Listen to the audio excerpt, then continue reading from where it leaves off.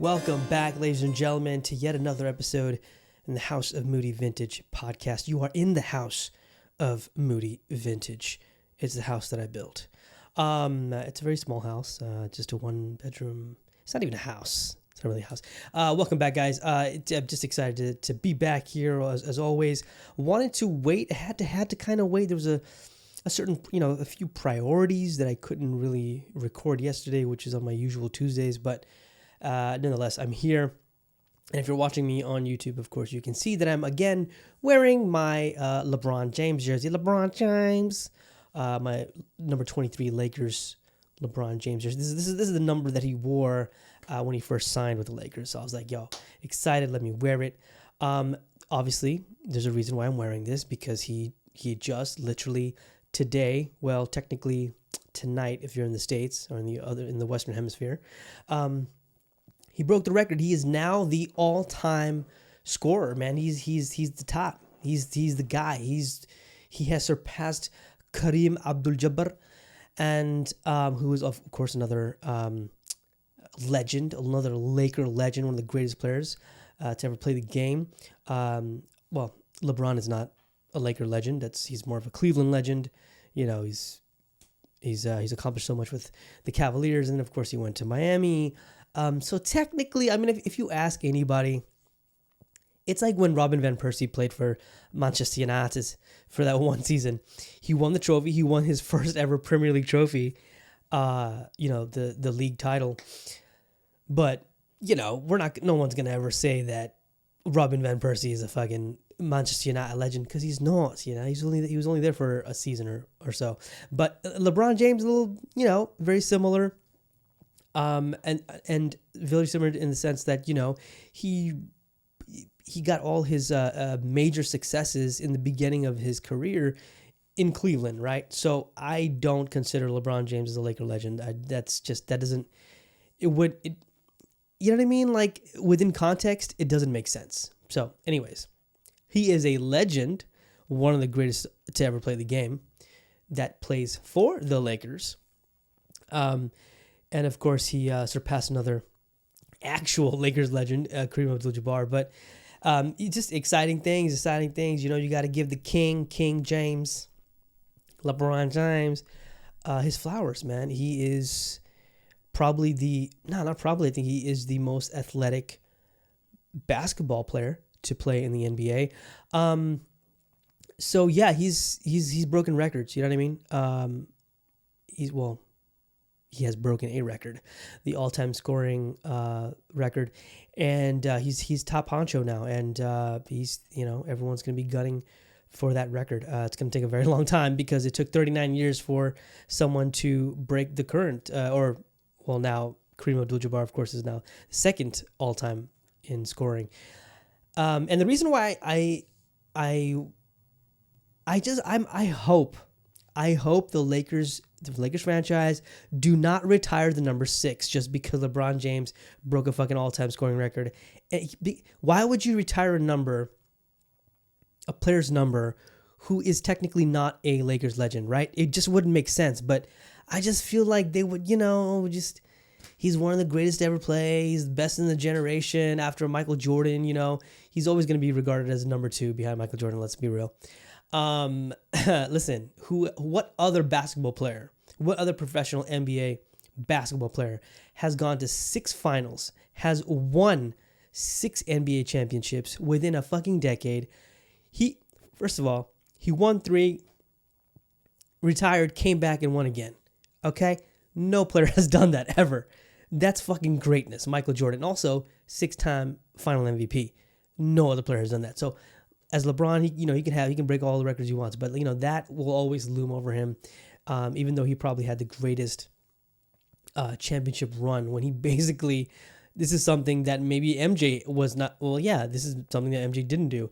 He fucking carried an entire team. LeBron James carried an entire shitty squad like Cleveland Cavaliers at the time. Kyrie Irving was, he was there as a supporting, but you can't just do it with 2 players. It's insane what he was able to do by himself. So you can't take that away from LeBron. Stats are stats, facts are facts. You know what I'm saying? Those don't lie. You know what I mean? So flowers to LeBron James. I will never ever wear a LeBron James number 6 jersey because Lakers number 6 is Eddie Jones. Eddie Jones is my favorite player of all time. There's no fucking way I'm gonna wear anything else. Any other player wearing the number 6 with a different name in the back. Never. You know what I mean? You know what I mean? And even though Eddie Jones, when he first joined the Lakers, he was number 25, and that was his rookie year, and then of course he became number 6. So to me, that is the greatest number 6 in Lakers history is Eddie Jones. Bias, yes, I'm very biased because he's my favorite player of all time, favorite Laker of all time. That's for damn sure. But LeBron Jamesy. Let's see. So apart from that, him breaking the record, which is a pretty big deal. Of course, just the thing I touched on earlier. What did I touch on earlier? I didn't touch on anything on earlier. I just fucking dove right into this. Apologies. I wanted to start this podcast on a positive note, because I want to just really briefly my heart goes out to that, the people who've lost their lives in Turkey and Syria. And of course, we have tragedies every day around the world, but when it's a natural disaster, it's especially something we don't have control over. It's fucking devastating, and I've been part of a huge earthquake back in California back in the 90s, mid 90s. But of course the disaster was nowhere near, or the damages were nowhere near the disaster that we currently are seeing. That, the people dying, the tally just keeps getting bigger and bigger. It's just, it's fucking devastating, man. And it's heartbreaking. And it's really great to see sort of the global community come together and, donate and just, or even if it's not just donating, just, getting the word out there, raising awareness, doing our part in that sense. So that's always that's a beautiful thing to see, in such a, heartbreaking type of circumstance. So my heart goes out to all the Turkish, and there was non-Turkish folks as well. I think there was an athlete, or was he Turkish? I can't remember. Just different folks from different classes, and all that shit doesn't matter. You know what I mean? Yeah, you lose a life, especially a natural disaster. Again, it's just, it's a tough feeling when you don't have, you don't have control in those kind of situations. You know what I mean? That's terrible news. But we move on, and I don't want to talk too much about that because this is not what my podcast is about. I wanted to just talk about, of course we talk about world events, but nothing so depressing. I don't want to get into that. So that's why I started off with LeBron James breaking a record. Another thing I really wanted to I totally forgot, I just remembered right now. Just piggybacking on how I started this podcast. Here's the thing. I know he broke a record, but if that was me personally, if it was me playing, right, and I was about to break a record, I'm very much in the camp of Mamba mentality. I very much have Mamba mentality. I feel like if Kobe was doing that, if Kobe was in LeBron's position, I'd be pissed. You know why? Because we lost the fucking game. I don't care about no record. You know what I mean? I honestly, if I was LeBron, if that was anybody else, if that was like Kobe or someone like that, just that type of similar personality, I'd be like, yo, yeah, great. Yeah, I fucking broke a record. Whatever, man. Thanks, Kareem. It's an honor. But that's it. You would not see an excitement on my face. You would not see me crying or tearing. I'd be like, we lost the fucking game. We lost the game. I don't care about no goddamn records, bro. Yeah, I did whatever I could do. Yes, I broke a scoring record. We lost the goddamn game. We've been shit all season. There ain't gonna be no celebration, bro. Call it Mamba mentality. Call it sourpussing. I don't give a fuck. We lost the game, okay? That's just my perspective.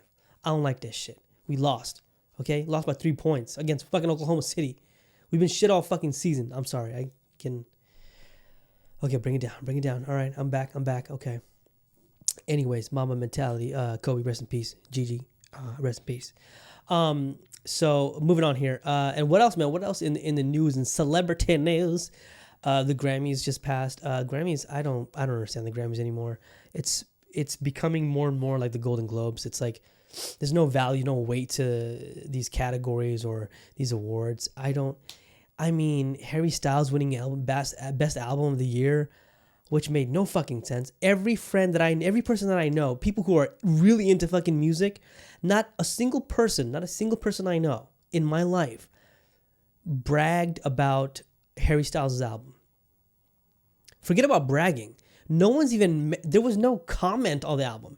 Okay? Everyone was going crazy over Adele. Everyone was going crazy over Beyonce. You know what I'm saying? Bang. That's another person who broke a record, most Grammy wins. But yeah, Harry Styles, what the fuck? What are you talking about? Not one person. I love music. I know people who love music. I know people who are huge music heads. You know what I mean? Like, not a single one of them said anything about Harry Styles' fucking album being great, or let alone just a single comment. Fuck that shit. Anyways, Grammys is, I don't know, whatever, dude. Like, and then Beyonce, of course, like I said, broke a record, most wins, I think 32 Grammys or something like that. I'm convinced Beyonce is Illuminati. Okay, I'm pretty sure she sacrificed a lot of lives to get where she's at right now. Okay, I know what I just said has basically. Let me say, I know how crazy the Beehive is, right? The Beehive, Queen Bee's Beehive. The Beyonce effect. First of all, y'all crazy, okay? Stop being fucking slaves. You know what I'm saying? I don't know. Maybe I'm bitter. I still, maybe after all these years, 2 decades later or whatever, I'm still not over Aaliyah's death. I've been sharing a lot of nostalgic things from Aaliyah on Instagram. So yeah, maybe I'm not over it. Okay. I loved Aaliyah so much, and I always stood by the statement of if Aaliyah was alive, Beyonce would. Honest to God, I don't think Beyonce would reach 32 Grammys in her career. I'm not even kidding, bro. And if you look at just pure singing talent, obviously, if we're gonna compare in the pop category or just singers in general, Beyonce is not the greatest singer of all time. Okay. You would pit that against talents and artists like Mariah Carey or Whitney Houston. You know what I mean? Whitney Houston's, she's up there. She's number one, or arguably number one, whatever, right? So you can't even say that, But of course, Whitney Houston, she died as well, unfortunately. But yeah, I just think if Aaliyah was still around, I'm sorry, and I love Beyonce. Listen, don't get me wrong. I'm not hating on Beyonce. I love Beyonce. Even though she's Illuminati, but she's probably just made a deal with the devil. Who knows? But I love Aaliyah more. I will always infinitely love Aaliyah more than any other R&B singer out there, or pop singer, whatever. And I guess I'm just not over her death. I'm still not over her death. I've got some issues. I got to talk to a therapist about that. I love Aaliyah, so I will always take her side and always. It's what if, right? She died very young, early 20s. Yeah, talking about early 20s and talking about youngins, man. This is I don't know if this is a appropriate an appropriate transition into the next segment. Yo, Leonardo DiCaprio. Man, his new girlfriend is 19 years old, bro. 19-year-old model or something like that. And can I be honest with you? She ain't even all that. Like, I'm not trying to hate on the girl. I don't know her. Nobody knows her. And of course, this is obviously not going to last for too long. I can't even hate on Leo, like, getting with young ass chicks, right? Like, because I have been involved with very young women, beautiful, smart young women, in their early 20s. But it is, I think what people really probably have a gripe with when it comes to Leonardo DiCaprio, because we love him. He's one of the greatest actors and all this stuff. He's a guy. He's a humanitarian. He's humanitarian efforts and trying to save nature and people and all that stuff. But then it's, for a lot of people, it's very difficult to separate the art from the artist, right? Not for me. I mean, to a certain extent, I can separate the art from artist, because people are fucked up. I mean, most stars are whatever talents that we see in movies or music, whatever. They're all weirdly fucked up one way or another. But I think people's gripe with Leo is that it's a pattern, bro. Like one after another. You know what I mean? The girl can't be over 25. The moment the moment she turns 25, it's done, right? But, it's always around 19, 24, around, that's his range. We've all seen that chart. Someone made a chart, which I think was fucking hilarious and brilliant at the same time. But yeah, when it becomes a pattern, my guy, no, I don't know. But, and the other side of it, the argument is, well, people saying, well, she's 19 years old. She's an adult now. She, this and that. Yeah, she's 19 years old. She's legally, she's legal. She can make her own choice or whatever. But at the same time, she's 19, bro.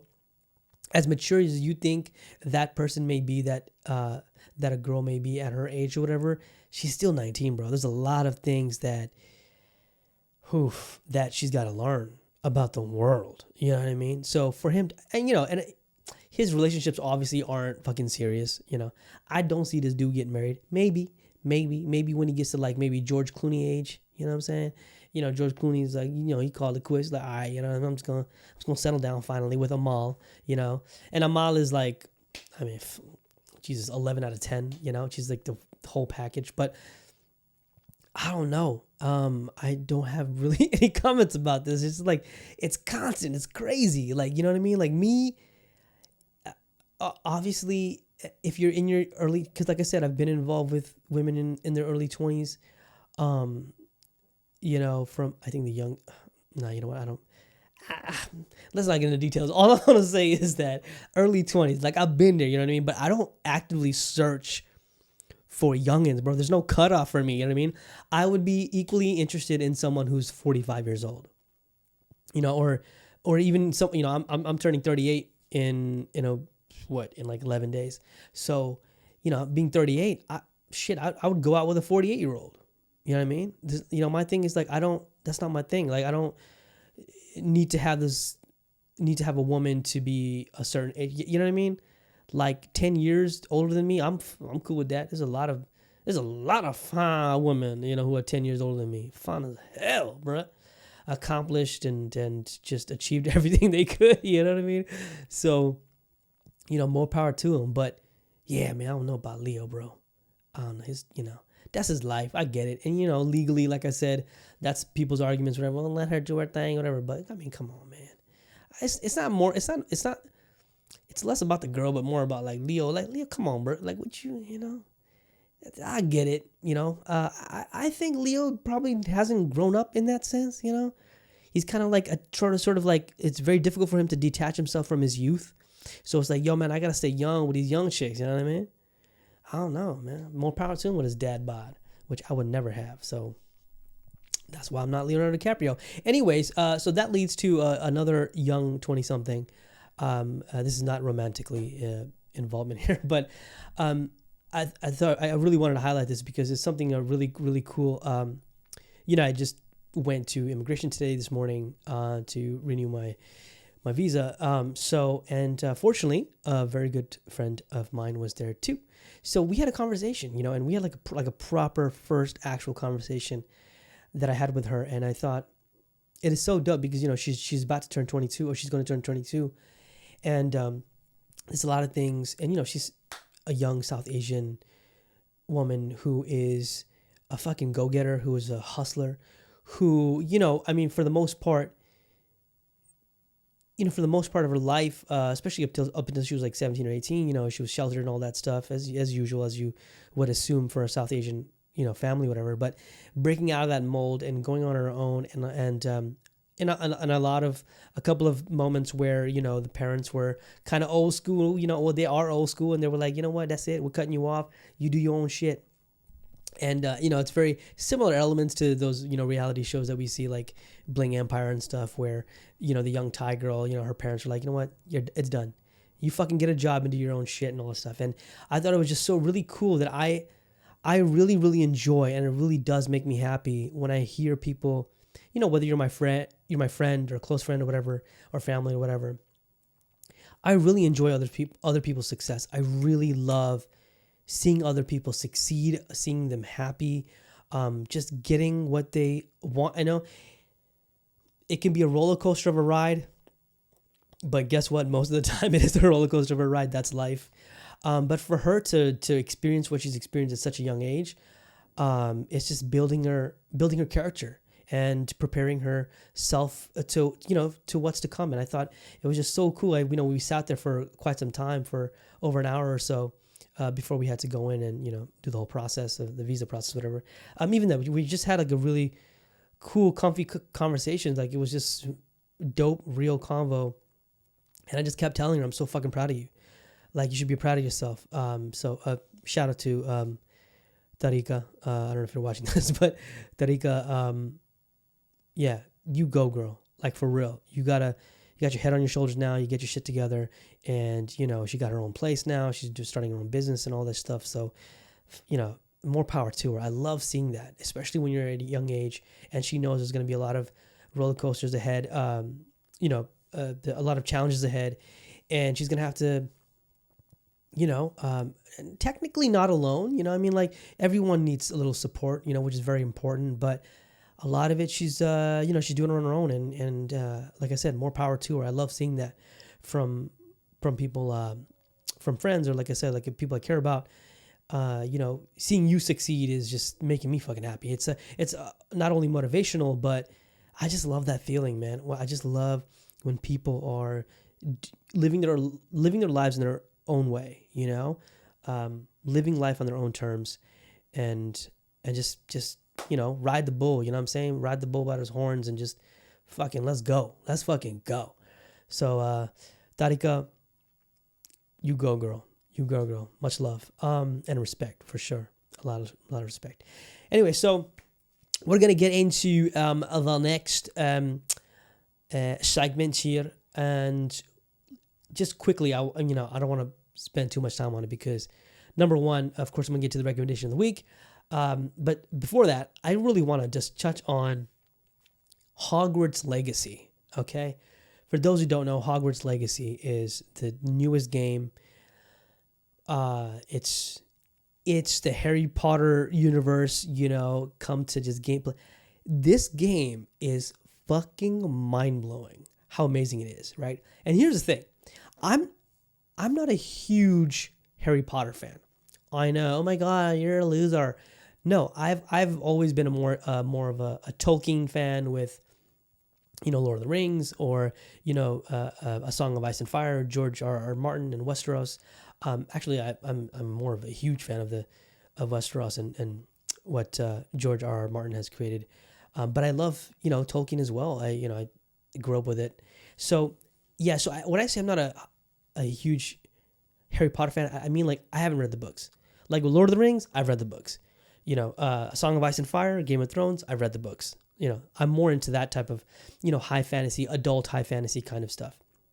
So Harry Potter was never in my, my personal curriculum in reading, on the reading list. But I know basically a lot of my friends love Harry Potter. They've read all the books and all that stuff. So, but I love the films. I love the films. Okay, because I'm a huge film guy. I'm a cinephile. So it was just great to see the films. So to see that in gameplay, I was mind blown. I only saw one of the YouTubers I follow, game YouTubers. He basically uploaded the first part, and so I saw the opening sequence and opening, 25 minutes or whatever, an hour or whatever of the game. So I saw the cinematics, I saw the story, the gameplay. It was just, I'm mind blown, and it's not just about the graphics, but like everything put together, all the elements in the game. It's wow. I think it's probably the best game adaptation from a film or from a book and a film. I think it's gonna win a lot of awards. I really do. It looks fucking amazing. Everything about it. I was really honestly blown away. And I am a huge fan of the movies, like I said. So I'm really excited to actually get to play this later on. But I think right now, it's only available on PlayStation 4 and 5 and PC. I don't think it's on Xbox, which sucks because I want to play it. I have an Xbox, please. Thank you. So yeah, that's Hogwarts Legacy, man. I want to make my own character and shit, put myself in the world and just do some wizardry and shit, man. Exciting stuff, ladies and gentlemen. So that moves us into finally recommendation of the week. But again, before we get into that, another fantastic episode of The Last of Us, of course, last week, which was fucking amazing. I think a lot of people agreed. A lot of people agreed, whether it's critics or audiences, whatever. It was one of the greatest moments in television history, or episodes in television history.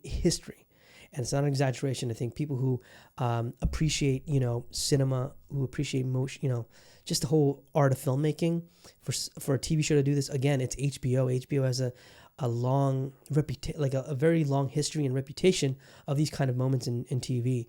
This was one of them. It was brilliant. So number 4 is going to be obviously, the following episode is going to be a little bit more difficult, obviously. So to sort of make it better, it wasn't terrible. It wasn't bad. Obviously not. It was another fantastic episode. It's just, to follow that up with last week, it's going to be very difficult. But it's also very, very good to know that you're going to see the next new episode on Friday.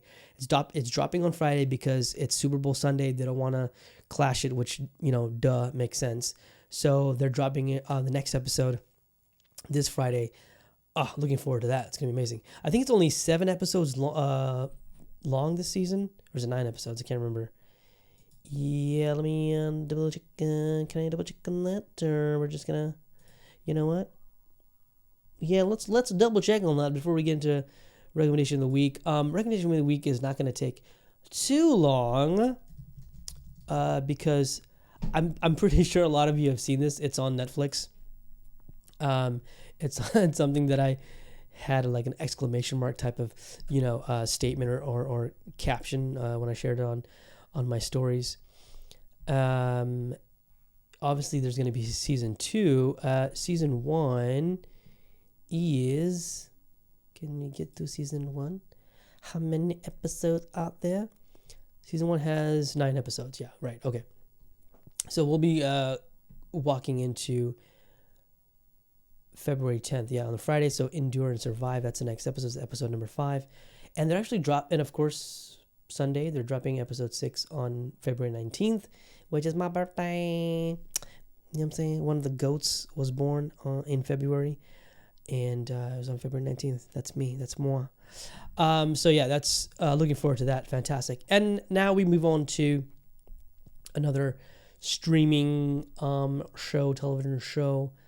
Everything is basically streaming now, so I don't know why. I think we can't say that anymore, right?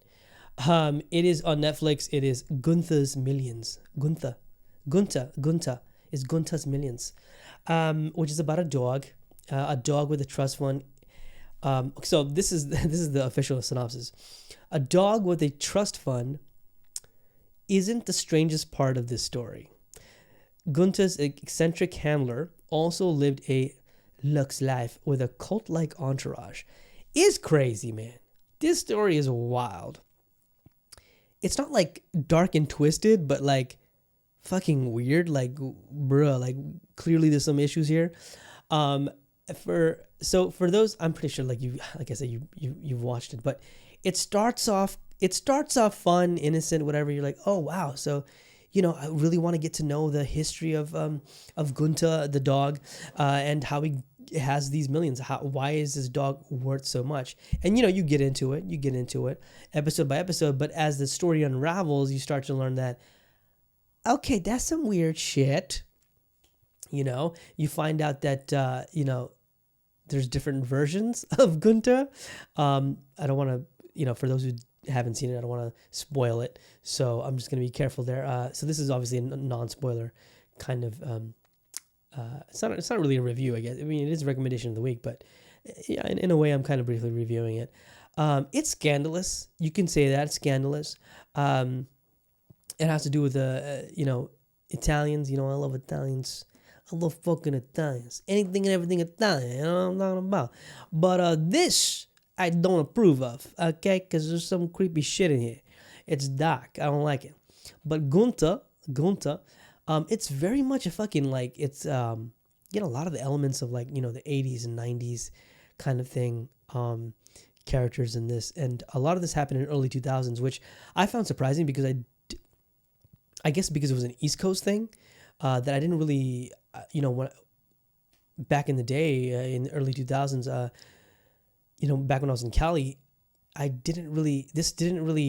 wasn't a big deal for us, I guess. We were doing our own shit, and, obviously we didn't have social media back then. So, if this news, obviously it was on national news, but if we didn't catch it on TV, then we didn't really care about it. So anyways, so watch Gunta's Millions. It's trippy as shit. It's weird. It's a mini series, it's a one mini documentary about this weird ass story and a lot of rich people, and they still got all the money and still alive, and they got away with it.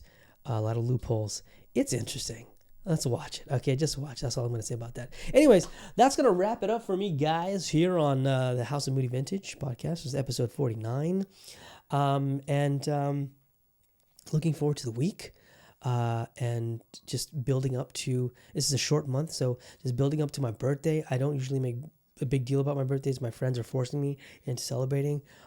So yay, I guess.